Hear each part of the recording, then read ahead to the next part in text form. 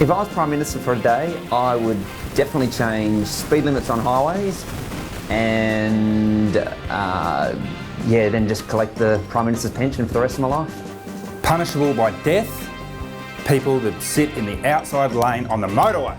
I reckon we'll start with income taxes and we'll get rid of them completely. More money for me, more money for you. I don't know how we'll pay the debts to our foreign countries, but at least we'll have more money. I would sack all the other politicians and actually get someone in that knows how to run the country. Take that.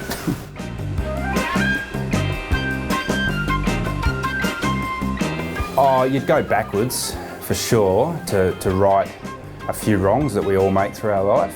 I would definitely go to the future, get all the lotto numbers and then come back and then just retire a happy man. I don't think I'd actually go anywhere, you know. I don't regret too much what I've done, and the future will get there when it gets there, so I'm pretty happy with the way things are, to be honest. Oh, I did a very poor job of proposing to my wife Leanne. Had all these plans and it was all going to be romantic and all the rest of it, and I chickened out and didn't do a very good job of it, so I'd do that again properly. If I could go or change time, I reckon I'd go down that path that Austin Powers was in, the 1960s, the swinging 60s baby, yeah, I'd go back there. I reckon that looked pretty cool.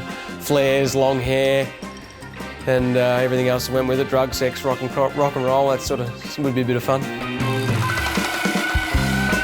Probably the same as my dream destination, which was the farm. I'd get up there, I feel safe up there. I've got a few things up there that I reckon I could get rid of, a few of the zombies, and I'd fend for myself up there.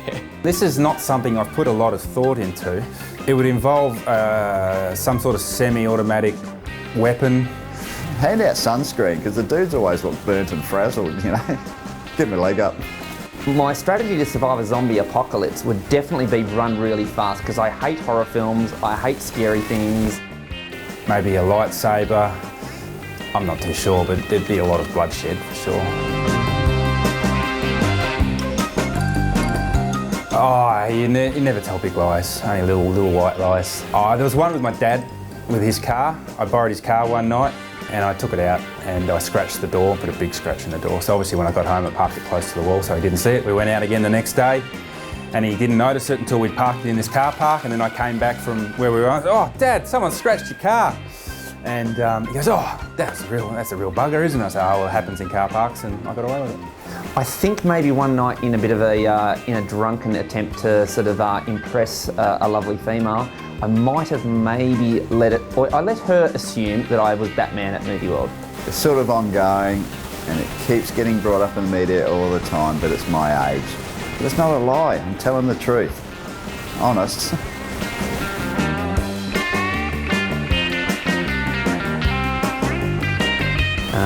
Garth will get this easy because he's got kids. I should know, I've read them recently. Sleepy, dopey. None. Sneezy. None.